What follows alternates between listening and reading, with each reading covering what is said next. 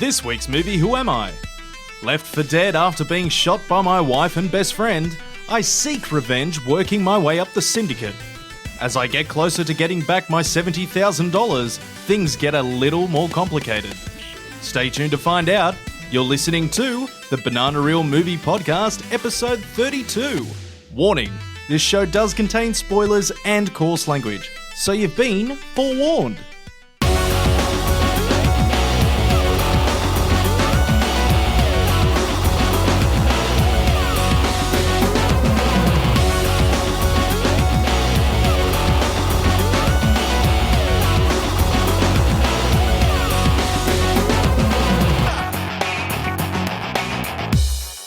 Hey there folks, it's Carlos from the Theatre Gorillas, one of your hosts. Now I'm just going to get this out of the way as we normally do. So if you want to reach us, you can do so via our website, theatregorillas.com, or via email, theatregorillas@gmail.com. And if you want to get our Twitter, that is @theatregorillas, or Facebook is facebook.com/theatregorillas, all spelt the UK English way. Now, this week, we went to an advanced screening of Rooster Teeth's first feature-length film, Lazer Team. And directly after seeing it, we decided to jump in my car and record it using our portable recorders. So the recording quality is going to be a little different from what you're used to. It's not that bad though, honestly. No, seriously, it's not that bad. Seriously, check it out for yourself. Hey, we're the Theatre Gorillas, and we just went and saw Lazer Team, which is the first feature film from Rooster Teeth at Miranda Cinemas. And my name is Carlos. I'm Lee. And I'm Dan. And we've decided to take this, as Dan put it nicely, guerrilla style. Pun. Yeah, so we just saw the movie. We've decided to take the portable recorder and record this in the car, so hopefully it's good quality. Yeah, we're going to have to do a really quick one, otherwise this whole car's going to fog up. It's going to look really sus. 3 dudes in a fucking Yaris. With microphones too. Yeah. I think this is the most intimate the podcast has ever been. Oh, hello. I hope no cops come past. So, anyway, before it gets too awkward, yeah. It's too late for that. Yeah. What are our initial thoughts? Initial thoughts on the movie. As we walked out, we had a bit of a chat about some things that we thought were wrong with the movie, but overall, what would you say? My biggest point is considering how this movie got made. So they went to Indiegogo and they got their backers to make this movie as best as they could with the amount of money that they received. I think overall the movie isn't too bad, but I kind of liked it. Well, I'll let Carlos finish and then offer my thoughts. So I didn't think the movie was too bad, but what I think struggles with this movie is acting. You kind of remember once you start sitting and watching this movie that they're not really professional actors. There's only a few that I thought were quite bad. I think it was the way the character was written for the girl, like the daughter of one of the guys and the girlfriend of the others. I can't remember her name now. Was it Ali or something like that? Yeah, probably. But yeah. Forgettable either way. Yeah. So, yeah, I thought her character was written pretty badly. I'm not sure. Maybe some of the... Was his name Michael, the actor?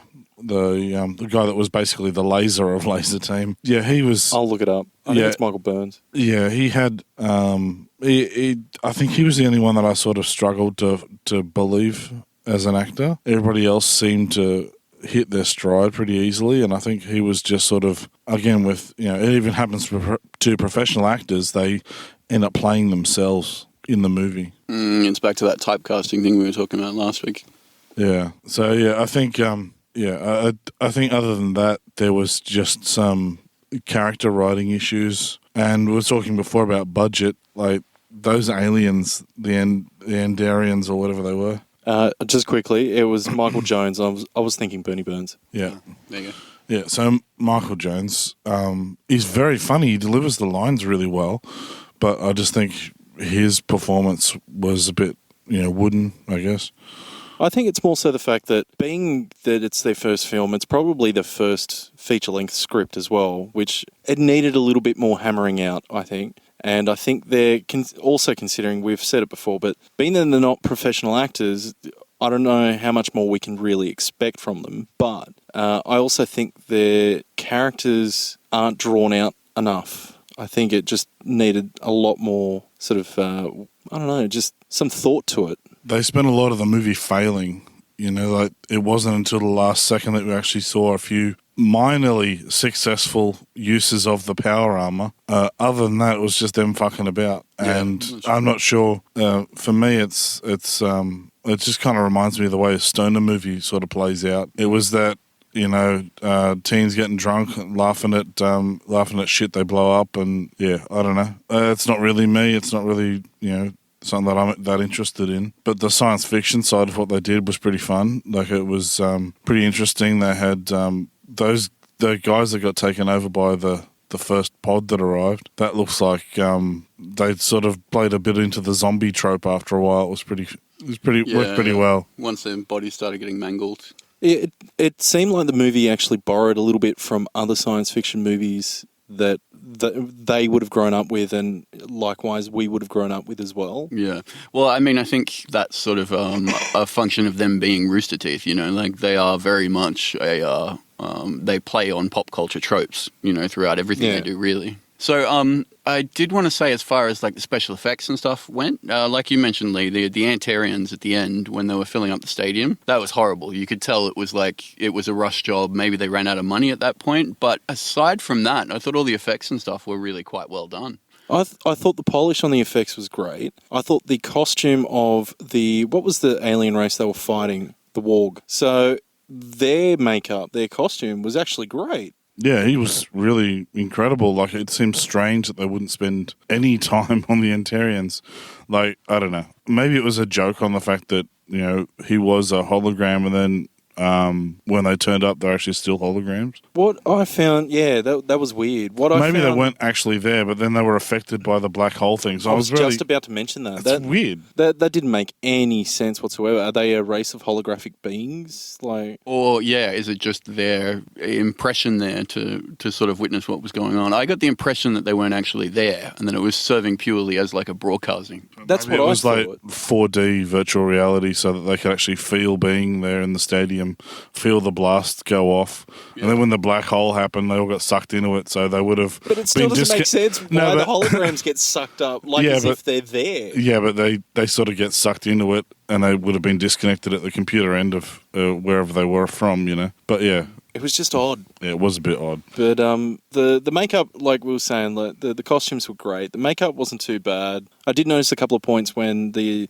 character that had the boots, when he was running, you could see the boots actually split apart. Oh, okay. And were almost falling off. They were carrying quite a load. They were, weren't they?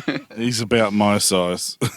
Did we talk about how much his character plays up the stereotype of being black? Yeah, no, we haven't started on that yet, but that was another thing that I didn't quite like with the writing. They played on stereotypes so hard with basically his character and the daughter, the girlfriend character. She was just blonde bimbo and he was drunk black man. It was pretty bad. You know what else I thought was a bit of a shit explanation? I'm just going to put it out there. Was Gavin Free, the guy wearing the helmet. His character, when it goes from being a Yank to... Oh, right, yeah. Or being a Texan or whatever. Yeah, being an idiot to being a smart guy. To being a smart guy, and then suddenly he's talking British. And there was no sort of like slow curve to it. It was just suddenly he's talking British. Well, they explained that because that's how an idiot would think a smart person talks. Anyone else... Yeah, it was good. It was a good joke, but did anyone else think that it was like as though he just couldn't be bothered talking the accent anymore? Well, I think it's another joke in the fact that Gavin is Australian. No, he's British. Isn't he? I thought he was Australian. No, he's British. Oh, okay. So that's even the more funny thing. Yeah. They're paying out his own accent. Yeah.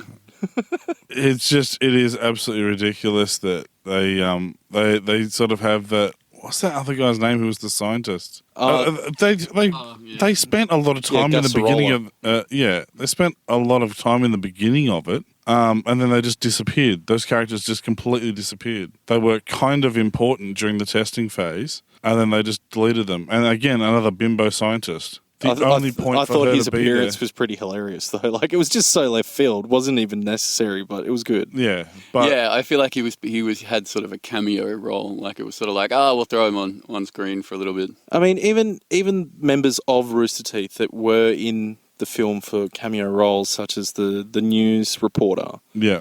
At least his character use was logical because he's throughout the movie giving different reports, and even towards the end sort of trying to get the story and so forth. And the conspiracy theorist. Oh, yes. Yeah, he was another one that I've recognised from the Rooster Teeth stuff. Yeah.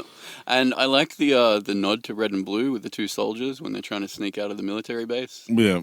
Standing there talking. No, that was clever. There's a few nods throughout this movie, and I'm sure I missed a lot of them. What I will say at this point is this is definitely a movie for people who are fans of Rooster Teeth. If you don't like Rooster Teeth, you're probably not going to enjoy this movie. Yeah, it's that little bit of silly sense of humour. A lot of it's sort of toilet humour or sex-based jokes. And it's kind Lots of almost gay jokes as well. Yes, they steered away from that one quite a bit. They had them there. They could have taken that line, and they sort of just didn't say it. Yeah, it was like they were almost censoring themselves, even though the joke was there. It was kind of weird. It's almost like as though they know who their audience are, and they know that whoever is watching their channel on YouTube or on their site will hear the joke and will either like it or dislike it. They don't care. But being that this is a feature film, they're probably expecting other audiences to see this movie, and they're probably censoring themselves that way. Yeah, which is odd, especially given that it's an Indiegogo. You know, it was funded through Indiegogo, so presumably they made their money back off the fans. So it just seemed odd for them to make concessions there. But there's a whole lot of other sponsors and names on the beginning of this movie. I was going to say it before. I have some doubts that Indiegogo's funding for it was enough. And we know that it looks... Well, we don't know. We assume that they've pulled some stuff from their CG budget. Well, I do remember them talking about the film, or they've talked about the film a lot, but I do remember them talking something regarding that Indiegogo was... They funded already a number of dollars to the project, but Indiegogo was to push them a little bit further. Right, okay. So they were going to make the movie regardless, but Indiegogo was what was responsible to helping them get the quality that they've got to this point. Yeah. All the practical effects that they used were great. I didn't have a problem with them at all. There's a couple of close shots that I thought were, a bit confusing. Like they were almost down the road of Michael Bay, sort of shaky cam bullshit during the action. The initial fight, the first fight with them wearing the armor pieces was very much that. Yeah, which I thought was a bit silly. Like, of all the people that would know about how annoying it is to watch those kind of movies and having the freedom not to be under the thumb of a director or a franchise that has a certain look, they should have steered away from, confusing or I don't know. I just think it's something that they could have avoided. Does anyone else find the majority of the fight scenes, for example, when they're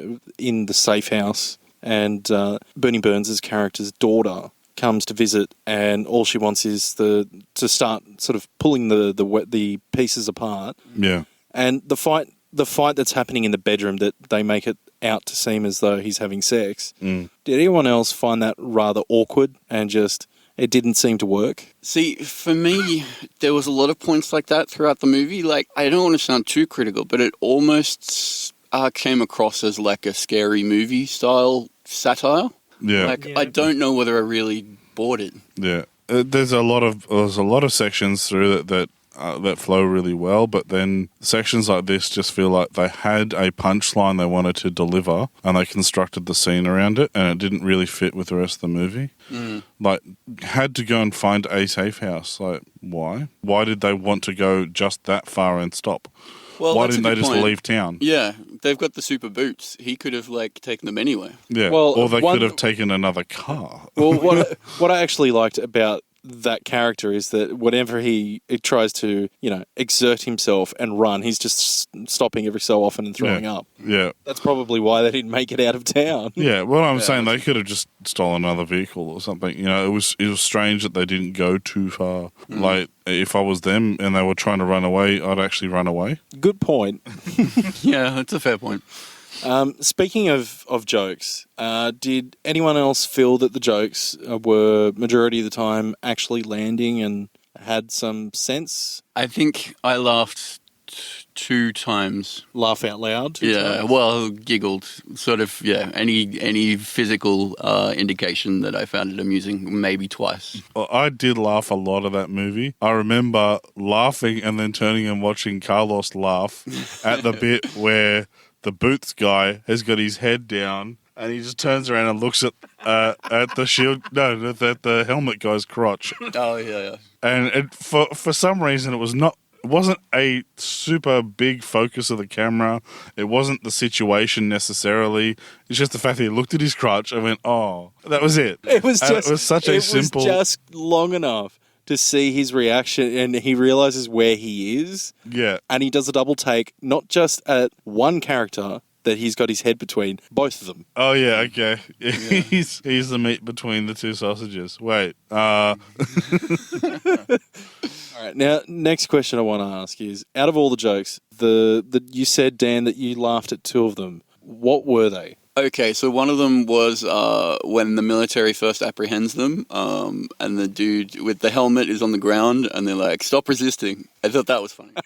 Again, no, it wasn't the guy on the ground, was it? That was the guy with the boots. That was the black guy again. Oh, okay, was it? They said there stop you go. resisting and pepper sprayed the black guy. Like that's again, right, yeah, that was yeah. the stereotype stuff they're playing against. Yeah. Yeah. So, hold on, what was the other one? So, well, that warranted a chuckle, and I can't even remember what the other one was. So it obviously wasn't too memorable. Right. What about you, Lee? What was your favourite joke? Just those little side jokes, not the main kickers. The ones where they were just on their own. They'll have a little side glance or something like that. They were my favourite, those little jokes. But the punchline ones that they were building up to, like the video call to his girlfriend, the guy's daughter, and she goes, "Hey," that was funny. As you said, the taser ones were pretty good. They used them a lot too. Yeah, and they were all satisfying. The beginning of the movie, when it's before Lazer Team's even formed, and he tases the guy at the party, the one who eventually becomes Lazer Guy. And he falls into the pool. Yeah. He's just being tasered. He's still there being tasered for like 5 seconds, and the party erupts in applause. That was fun. Yeah. I would have to say, and I don't know what is it with me and crotches, but my favourite was when the guy with the helmet is going through all the different functions on the helmet to have a perv at the scientist lady, and then has a look around the room and realises he can see everyone naked. Yeah. And and then he starts screaming, and the scientist goes, "Oh, I'll fix that," and comes over to have a look at the helmet and puts That was Gus, wasn't it? yeah, yes, it was. Yeah. Grabs his head and puts it down towards his crotch, and he goes, "No one should have to see this." That was by far my favourite joke. I just remembered my favourite physical one when the champion of Earth is beating them up separately, and he basically knocks the helmet guy on his helmet and kicks him across the room or punches him across the room, and he's skidding on his head towards the other guy's crotch. Yeah, that was a good one too. Yeah. And they end up, landing 69. Yeah.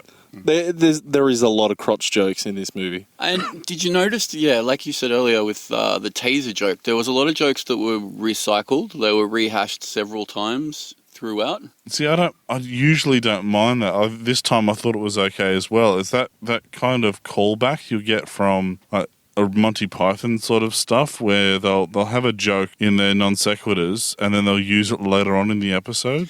Yeah, but to do a callback properly, you can't just do exactly the same joke again. Yeah. It's got to have context with what's going on at that time, and it's got to add something to the initial joke. Whereas this, I'm not saying this is as good as Monty Python. Well, no, I'm just saying that they did do a few callbacks. I thought they were all right, but The other thing too is that I think jokes where they repeat themselves, it goes one of two ways. In this particular movie, the tasering jokes, right, happens all to the one person. So in situations like that, I think the jokes work if the guy just constantly keeps getting tasered and keeps complaining about it, where he doesn't complain about it.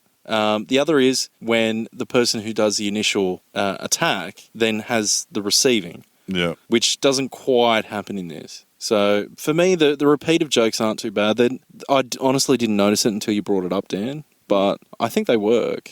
All in all, though, I'd say that this movie does work. I did sort of follow it. I wasn't bored. It was funny. It was some special effects. It was a bit of science fiction stuff. I think it was just a little bit too long at the we should be a team kind of stage. Right, yeah. It spent most of the film trying to get to that point, and it didn't really feel satisfying that they'd actually learnt anything to get there. The black guy that they used him as the gruff one that was disagreeing with the policeman about you failed me once we're in college and now I don't want to be your friend anymore. All of a sudden he goes, yeah, I'll do it, and there was no explanation for why he changed his mind. Like, it was pretty lame. I'll agree with that one. Yeah, that was a bit flippant, wasn't it? I don't know. That was a bit unsatisfying that they hadn't actually learnt to be a team. They just sort of went, oh yeah, we'll give it a crack. But the funny thing is, like, it's shown throughout the movie, they do show 2 or 3 occasions where, without realising, they are working as a team, minus maybe the guy with the boots, because he just wants to drink and smoke. Yeah, and for him to just turn around at the last minute just seemed a bit, oh shit, we've run out of time for the movie.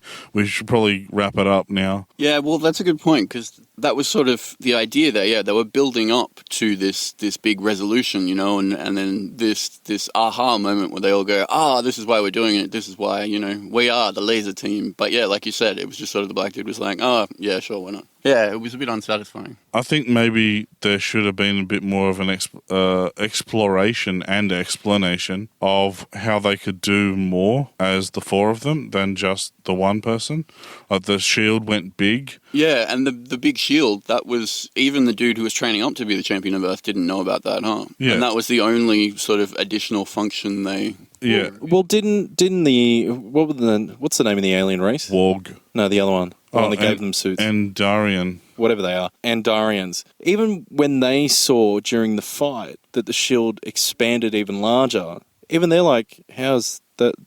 They weren't even sure how it was happening. Yeah. And so I'm just curious as to why they didn't explore more functions. Like, they just went with... I thought the black hole function was going to be the be-all and end-all, and they couldn't do it properly, and that's what caused this whole black hole thing to open up and swallow everybody. Was there ever an explanation as to why they didn't get sucked up? They got blown out of the force field. Right, I must have missed that. Yeah. When they got knocked back, one of them said, we're outside the force field. So presumably that was the explanation. So everything inside the force field got sucked up. And it's confusing to me because they were still inside the ground. Yeah. Right, okay, yeah. Yeah, that's why I was asking, like... Yeah.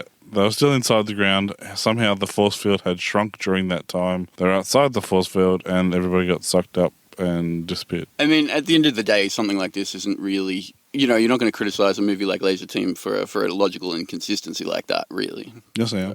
Well, maybe. No, I did. I mean, okay, but you can. To be fair, they did a pretty good job. I think it was a pretty professional production in the end. There was just, as I said, the Andarians themselves were pretty poorly animated. I thought that was the only thing that really bothered me. I still can't work out whether or not that was deliberate. If it was a bad choice. Yeah, it just didn't work. I'd just say that considering the effort they went to for the Warg or they were pretty shoddy. But the first time we see them, when the ship first crash lands, I didn't actually notice how bad they looked. No, because it was shimmery. It was a little bit of static on it. It was quite good, and then they put their hand through it. Yeah. Somehow that seemed more realistic to me when it was flickering. I did notice the model even then was pretty bad. It was pretty bad. It was the same model that they used. It was the same model, but because it was presented as a hologram, we go, oh yeah, that's okay. Yeah, fair enough. But the hologram at a whole stadium full of people just didn't look right to me. No. I think maybe that's where it fell apart, because there's more of them. Yeah. And they're doing a human-like interaction by sitting at stadium seating. Yeah. And acting like a crowd. And they keep flicking back to them and watching their reactions and all that kind of stuff, and it was, Yeah. So, they would have to have individually rendered those models, even if they picked sort of 5 and just sort of tessellated them through the crowd. It still would have been a bit of work. Yeah. Anyway. All right, so what did we think of the actual story? Did we think it was fairly sound? Yeah, I reckon it's a good story, about shit happening. It's a sci-fi. Yeah, exactly. I thought it was a passable sci-fi, plot. Yeah. All right. So based on story, the story itself is written fairly well. Whether it's executed just as well I think is it's a written debate. just as well as it's executed. Okay. I think you guys were saying earlier, like, it's very obvious that they're not used to doing long form content like this. That definitely showed in the pacing, and or they dwelled too long on certain things, or, the kind of joke that would pay off really well in a short 3 to 4 minute skit. It doesn't necessarily translate to an hour and a half, 2 hour long movie. Yeah. Or particularly when the delivery is just not right for a feature length. Yeah. Yeah. Okay. Well, I think we probably have a bit more to say about it, but maybe not right now. I think if I think about the movie for a bit longer, I might come up with some more things, but just as a short reaction to it, I think I've covered everything I can think of. All right. I think it's time to wrap up on this then. So, we'll start with you, Lee. How many bananas or possibly tank girls would you give this one? Oh, it's not tanking. Definitely wasn't tanking. Like, when you actually compare it to Tank Girl, where that rating came from, it's really hard to even get one tank. That's true, yeah. That set a remarkable precedent for bad movies. It was incredibly bad. So, I think Sergeant Kabuki Man might challenge that one. Yeah, I don't know that movie. Pray that you don't. Okay, good. Anyway, so this was logical. This played out. It was funny. It was fun. I wasn't bored. I only had a few gripes, so I think we're in like 3 banana territory. Ooh, 3 bananas. All right. Dan? All right. I'm going to be a little more critical. I cringed a lot throughout this movie. I mean, I'm a fan of Rooster Teeth and what they've done. I was downloading Red and Blue when the only way you could find it was on forums, before YouTube existed. But I don't know, this movie didn't sell me. It was perfectly finely shot. There was problems with the performances, the pacing. A lot of the jokes I just wasn't a fan of. So I'm going to say, I'm not going to tank it, but I'll say 2 bananas. 2 bananas. All right.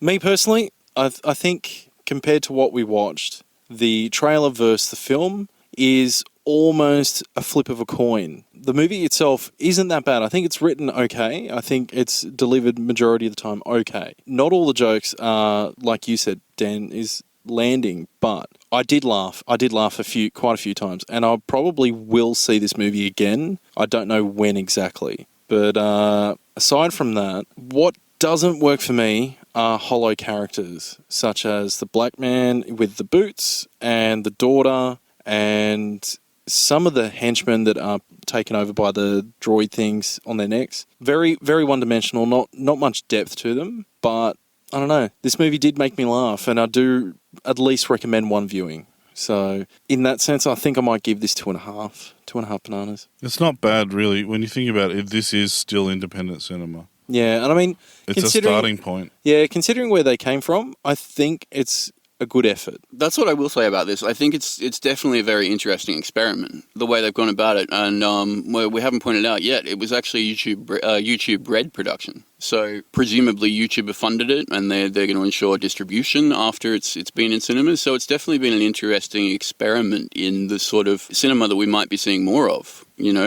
Crowdfunding is huge. There's already been a stack of movies that have been produced purely on the back of crowdfunding revenue. So from that perspective, I think it was definitely interesting. I wonder if this is going to redefine straight to video. Well, that's what I was thinking, yeah. When you look at if you think about it that way, the quality of the CG was the only thing that let it down. Like, just the Endarians. Without that, this is better than any straight-to-DVD thing I've ever seen. Mm. So they've done really well, except for that. Just that hole in the whole thing. For someone like me, I really do appreciate good CG. Like, even when it's a little bit obvious, I still like it. One thing more I think this movie could have had was a little bit more time in editing, because certain things would happen. For example, the first time they shoot the laser and they blow up the car. Now, I know for a fact that Gavin Free, he specialises in slow motion footage. And so they showcased that a couple of times. But it made no sense to show the car explode in slow-mo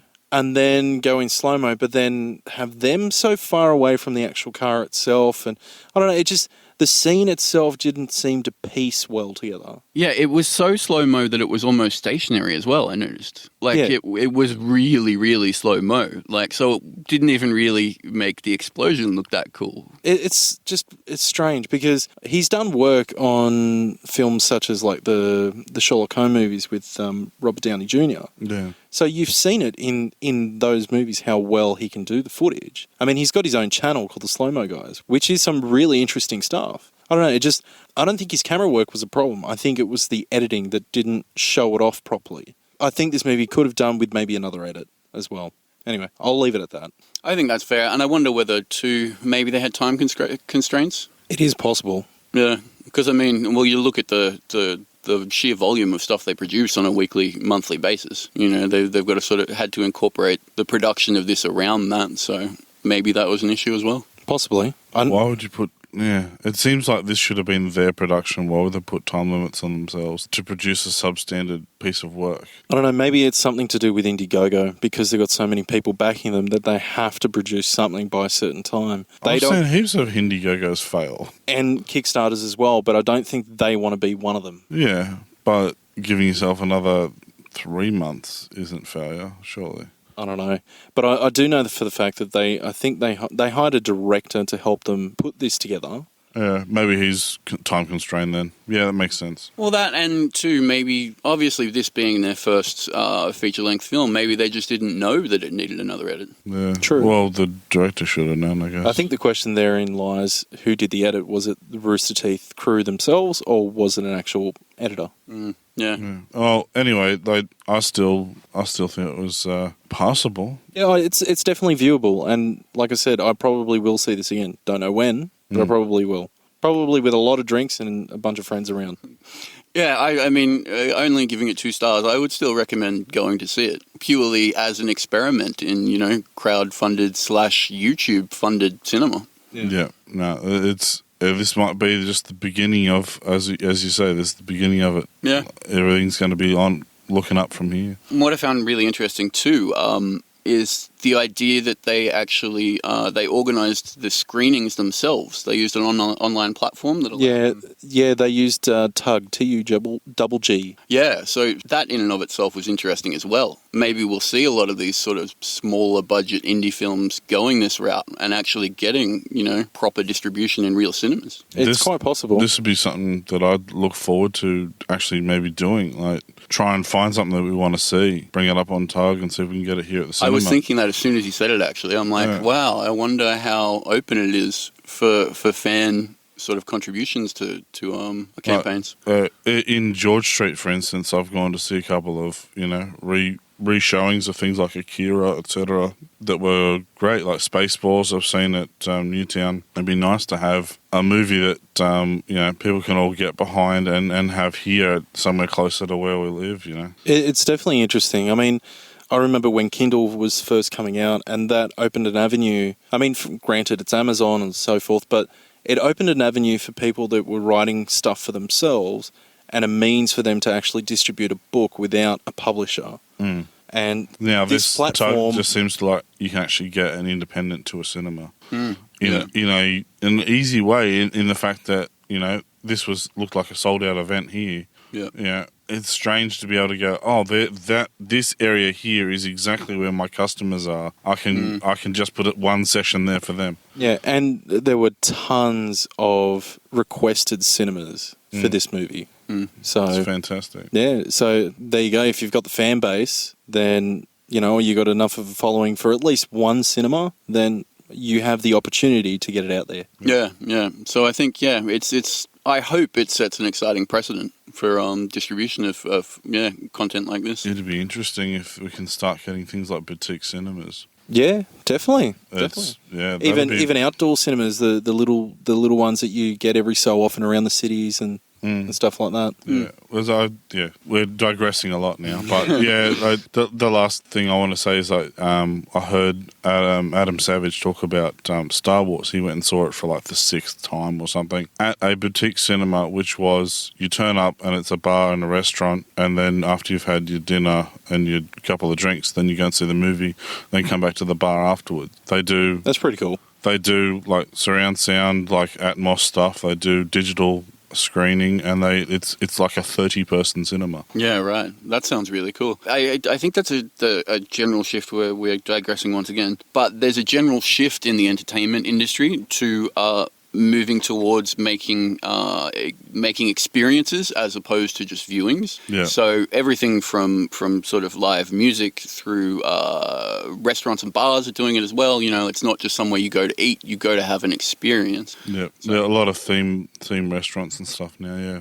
Yep. All right. Well, that's a hope for the future, I think. Yeah. Hopefully, we can get something that's a little bit more intimate in terms of cinema viewing. Anyway, Some home recordings. not that intimate. Although, if I get enough requests, maybe I'll put my home recording up on Tug. Oh, no. Anyway, all right, guys. What kind of home recording are we talking about here? You'll see. I don't want to now. Do you remember that scene in the movie we just watched where the X-ray vision happens? And it will be like that. Actually, no, it'll be Except when worse. it will be actually when they're all in the linked mind. No, it was like when they're all in the huddle. This guy looks left, looks right, surrounded by sausage. Yeah. Anyway, on that note, All right, guys, we are the Theatre Gorillas. We'll catch you next week. Bye. bye. Yeah.